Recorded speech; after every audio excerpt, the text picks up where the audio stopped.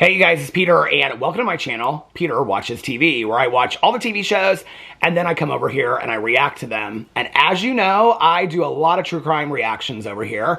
And today I want to talk about the most recent true crime documentary series that I watched, which just came out on July 30th on Hulu, and it is called Mr. and Mrs. Murder. Now, I have to tell you, I did not know anything about this case, which is probably my favorite kind of true crime series or documentary to watch, is when I go into it and I don't know anything about the case whatsoever. I'm kind of surprised I didn't know about this case, and I was actually talking to my best friend about it last night, and she said, oh, I think I watched like a Dateline about it. I said, oh yeah, they referenced that in the show. They referenced how there was like a Dateline episode or something that came out about it years ago. I said, but this is a 4-part documentary series. And she's like, is it good? I said, this is honest to God, probably, I mean, I have watched so many true crime documentary series through the years. I said, this is probably in my top 10 of one of the best true crime documentary series that I've ever seen.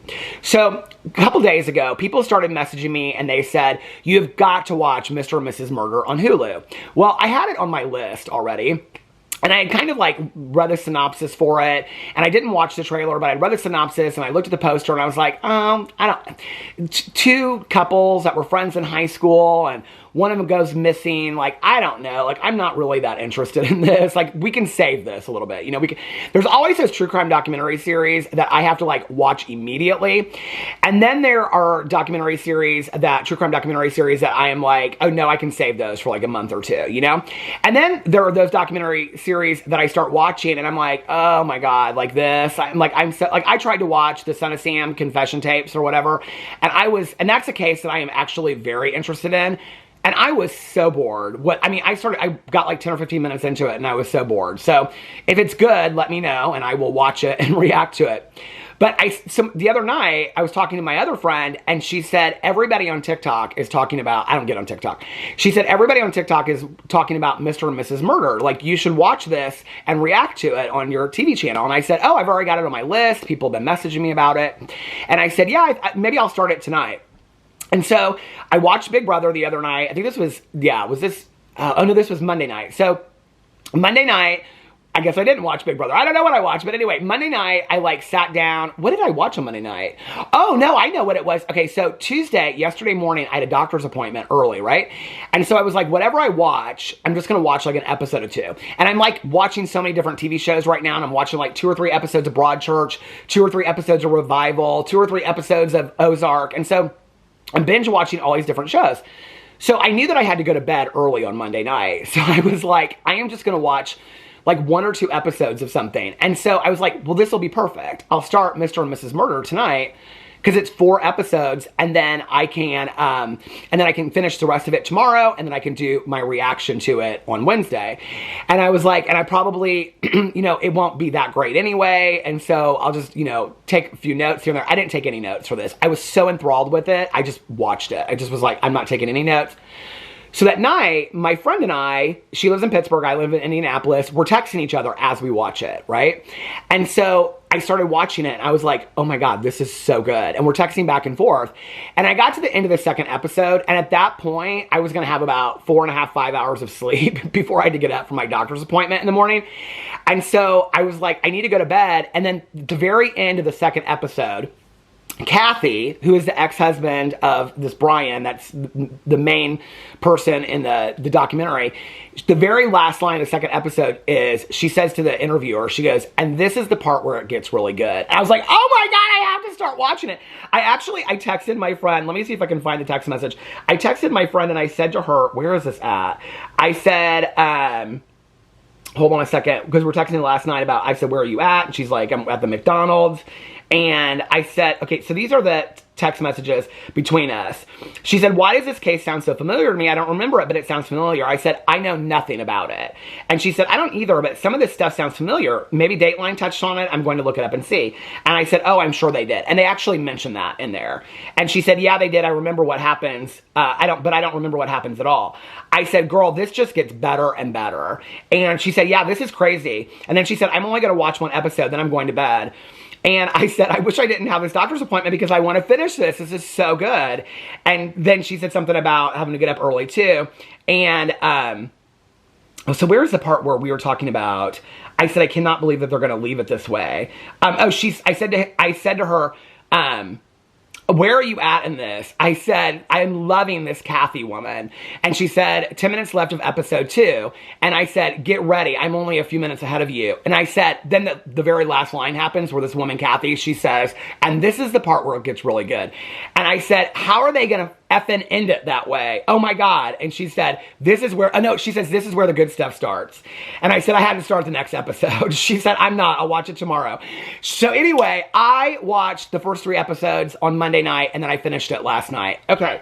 This true crime documentary, I love when I watch a true crime documentary and I'm rooting for people and I just want like justice to be served and I am so into the story and I'm like, what's going to happen next? What's going to happen next? Okay, so let me read you the synopsis of this real quick, okay? Mr. and Mrs. Murder is a 4-part Hulu docuseries that explores the 2000 disappearance and murder of Mike Williams, who vanished while duck hunting. The series investigates the suspicious circumstances surrounding his death and the subsequent revelations of a love triangle and a plot to kill. Now, before I get into this any further, because I'm probably not going to tell everything, but I will spoil some things, I would highly, highly, highly recommend this documentary, okay? So if you're going to watch it and you want to be as excited watching it as I was, watch this, come back and watch my video after you finished it. Like, because this will, I'll probably be saying some things that will ruin it for you. Because you honestly don't find a lot out until the last episode. So I'm giving you fair warning, okay? Spoilers going forward. Okay. Focus. The series delves into the case of Mike Williams, who disappeared during a hunting trip and was presumed dead, possibly eaten by alligators. The investigation led by Kathy Aldridge, one of Williams' close friends who suspected foul play and relentlessly pursued the truth. And so when it starts, okay, it's about these 2 couples, and it's about, hold on, I don't know their last names. It's about Kathy and Brian Winchester and Mike and Denise Williams. And they were friends in high school, okay? And this takes place in Tallahassee, Florida. And they were friends in high school. And they grew up in a very religious manner in churches. And they didn't party, and they didn't drink, and they didn't dance to rock. Very footloose, okay? Very footloose. And so then both of them got married, I think like right out of college. And the 4 of them, so it's Kathy and Brian and Denise and Mike, okay? And then the 4 of them stayed friends from high school, college, everything. Well, after college, they start partying and going out and drinking and doing all kinds of stuff. One night, Kathy and Denise kissed, and Brian took pictures of them, and he held it over her head for years, which is really interesting because she said, like, today it would be rather tame, but she's like, back then, that was something that he could hold over my head, which I thought was really, really interesting. So then Kathy wanted to have kids and settle down. Brian didn't really want to settle down. Mike and Denise over here, Mike wants to settle down. Denise didn't really want to settle down, okay? Denise and Brian wanted to keep on partying. But Kathy gets pregnant, Denise gets pregnant. So they like have these kids, and Denise has this baby. I can't remember the daughter's name is. She's in it she's not in it, but they reference her through the whole thing. Her name starts with an A. Anyway, and then Kathy and Brian have their son Stafford. And so then things start settling down a little bit. But Brian continues to want to go party a lot, right? And Mike is like this devoted father. And so then it's like they're doing this Christmas at Kathy's grandma's house. And so it's like this Saturday morning. Well, Brian and Mike get up really, really early, or nobody knows really where Brian is. Mike gets up early because they're big hunters. And he gets up early to go duck hunting, okay? Kathy has no idea where Brian is, so she ends up going to her grandma's house for Christmas by herself. Brian shows up 12 hours later and falls asleep on the couch, okay? That very same day, nobody knows where Mike is. Mike has gone missing. They assume that he just, like, maybe was out hunting and he had these waders on and the waders filled up with water and he drowned. And they looked for, months and years. They looked in this, lake out there where he was supposedly duck hunting, okay? And they couldn't find him anywhere. So that's kind of the premise to the story. It follows the investigation led by Kathy Aldridge. So Kathy is Brian Winchester's ex-wife. And she's the focal point in the documentary. And she's fantastic. And I absolutely love her. And then Denise is the wife of Mike that goes missing, Mike Williams. But Kathy is really the one that, like, cares. I mean, you never see Denise cry about her husband and whatever. Like, you see, Kathy is very upset through the whole thing about her good friend Mike. The series uncovers a complex story involving two close-knit couples, Kathy and Brian Winchester, and Mike and Denise Williams, revealing a dark web of lies, betrayal, and murder. The series premiered on Hulu on July 30th, 2025, is also available on Hulu on Disney. So, okay. So it's done in 4 parts. The first part is really about their friendship and Mike going missing, and then this investigation that's done, okay? Then the second part is really about the dissolution of, like, Denise kind of moving on once Mike has passed away. There's this huge thing with the life insurance policy because, like, 6 months before he passed away, so Brian, his good friend, his best friend, Brian and his wife, Denise, because Brian is in, like, insurance sales, convinced him to take out $1 million policy, $1 million more policy. So it's like $1.7 million, I think. $1 million more policy, life insurance policy, 6 months before he goes away. But you can't collect life insurance in the state of Florida if you're just missing, okay? The only way you can do it is if you have a body. Brian and his dad, once Mike goes missing, they, like, do this whole thing where they, like, get her money somehow. It's, like, the first case ever in Florida.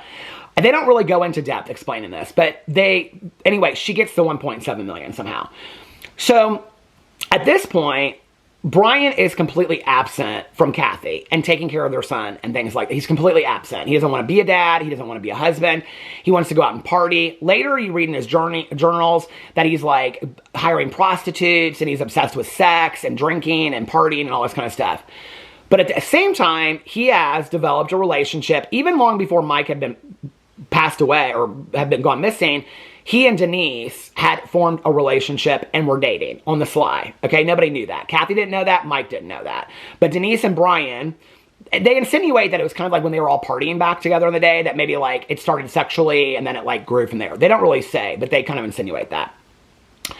So then it goes into Denise is like, Brian's never home, and so she files for divorce, and then Denise and Brian are trying to convince her that, like, you'll never get into the kingdom of heaven kind of thing, like, if you divorce, and she's like, fuck you, I don't care, I want this divorce.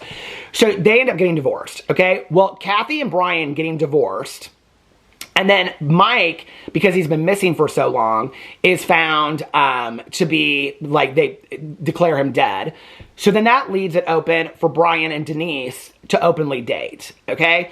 Now, there's, like, there's one friend of Denise's that's like, well, it just totally made sense because, I mean, Mike was Brian's best friend, and of course Denise was grieving. I was like, girl, come on, miss me with that shit, seriously. This one friend of Denise's, like, you know, she's she's convicted at the end of it for conspiracy to commit murder and life insurance fraud, and her friend is like, I mean, like, my kids were running down the street, like, oh my God, Aunt Denise was arrested, and she's like, I just can't believe they did this to her, like... She conspired to kill her husband, okay? Let's kind of see the truth a little bit here, lady, right? So anyway, so then Kathy is, like, convinced that Denise and Brian did something to Mike, and she wants to find out the truth for her friend Mike that is missing now and all this kind of stuff. So she, like, reaches out. So the time that, they don't really say if she's still married to this guy. His name's Rocky or whatever. But he's like, why don't you go talk to Mike's mom? And Mike's mom is this woman named Cheryl, okay, who they all say is crazy. And he's like, well, who said she's crazy? And she's like, well, Denise and Brian did. And then she's like, oh, let's go talk to Cheryl. Because if they're saying she's crazy, they must... So Cheryl, Mike's mom, is like mama bear, okay? Like, will not let this go. And I love her for it. I absolutely love her for the fact that this mom will not let it go. She is so convinced that this church and Brian and Denise have something to do with it. She goes to the front of the church. She stands in the front of the church during the church service and holds a sign with her missing son's picture on it, okay? It is so pointed. She clips these pictures to every tree, okay, that Brian and his family and Denise's family have to drive from their home to work. I mean, this Mama Bear and Kathy, like, they are like, we are going to find out the truth. And I lived for it. I lived for it. So anyway, all this stuff happens, and then Cheryl runs this daycare, and so she's telling this guy that, like, he brings his kids there. He's like a what do you call it, a guns and whatever agent for the FBI or something like that. And so they start looking into, she had loaned Brian and Denise this gun. And so they start looking into the case. Then they wiretap Kathy, and she goes and meets with Brian, okay, at this McDonald's. But then he, like, makes her go all these places. Kathy, like, she, like, is willing to go away from McDonald's, wiretapped everything. And he's like, no, I want you to, I mean, it is so crazy what happens. He, like, wants her to walk through this, like, court building. So, I mean, it is unbelievable what the lengths that Kathy will go to find out the truth, okay? So then, now, Brian and Denise are married. And they have this fairy tale wedding. She's like in all white. I'm like, you're like, this is so, like, the fact that they don't even focus on this a lot. I mean, they did a little bit, but not really. They have this like fairy tale wedding, okay? Now, your best friend is missing, okay? And your husband is still missing, and you're marrying his best friend. And you don't think it's maybe a little tacky to wear white at this fairy tale wedding? With a chocolate fondue fountain. Oh, also, Brian's sister was interviewed through the whole thing. Love her, okay? She's like, well, Brian was always kind of an asshole, but I didn't think he'd kill anybody. I mean, she's fantastic. He tries to get her to lie and set Denise up and all this kind of stuff, and she's like, no, we're not going to do that. She's like, because I'm going to be sitting in here, and I got kids to take care of. His sister was fantastic. So then it goes on and on and on, okay? And the point, basically, is they just want to find out where Mike is at, Mike's body. So at one point, okay, Kathy, this is the part where it gets good. Kathy's like, they're never going to tell on each other as long as they're together. So I got to get them split up, okay? So Kathy and Denise used to be really good friends. But now that Denise is with Brian, Kathy's ex, they're not friends anymore. But all their kids, they come to the same baseball games, right? So Kathy one day tells Denise's daughter, have her come sit up here with me and we'll just like kiki and talk and all this kind of stuff, right? So Kathy is so smart, she fucking befriends her again, okay? And then she gets Denise to tell her all of her shit. And Denise is like, yeah, like Brian is like distant. He's like, and Kathy's like, oh yeah, I've been there. Like she's a sympathetic friend. But no, baby, she's the long con, okay? Because she's like, I'm going to get the truth out of her. I'm going to get the truth out of these MFers one way or the other. I'm going to find out what happened to Mike. She does all this for Mike, okay? And she don't care about her husband. She don't care about Denise.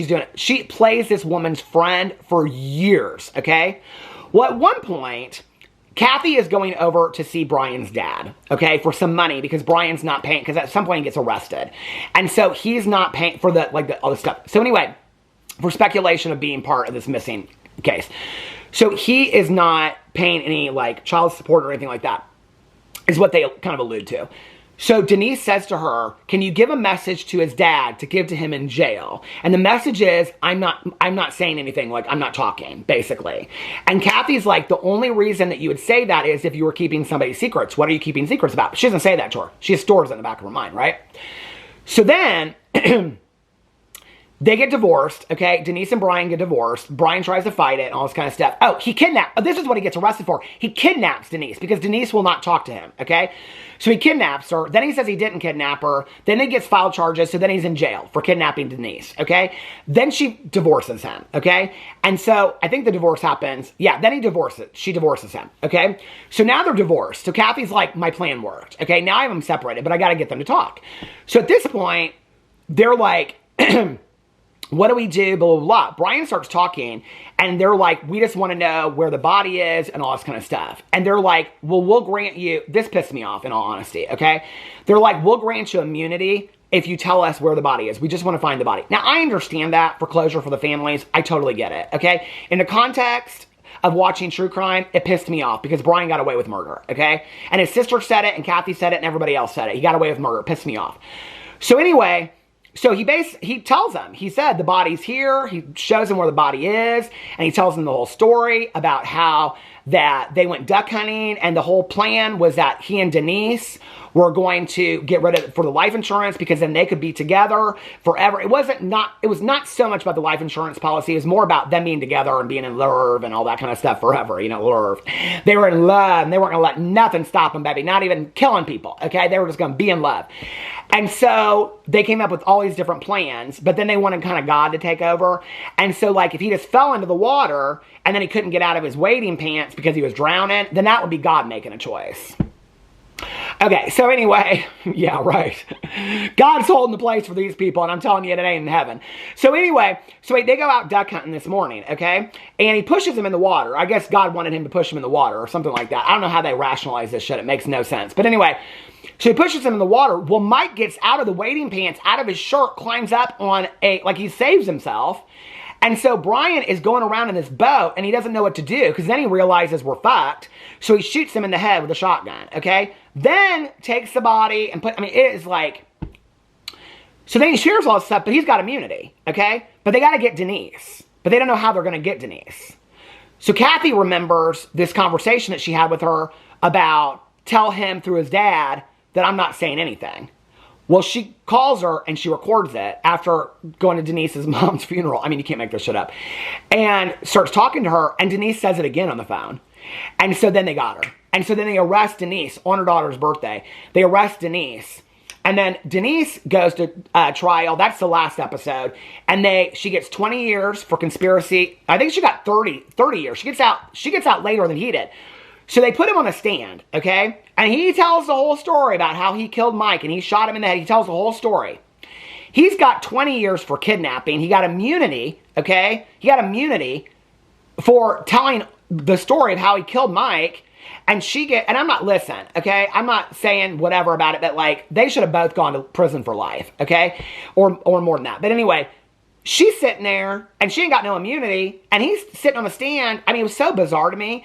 Talking about how he murdered Mike, and he's telling the story and how she conspired, and she gets longer than him in prison. He gets out like in 20, I think he gets out in like 20, I don't know, 29, or I don't know when he gets out. But anyway, it said at the end of the show. She gets out like 10 years after him for conspiracy to commit murder. He didn't get that. He got kidnapping. And that's how it ends. And then at the very end of it, they're talking about how there's like really no justice, but they both are in jail and whatever.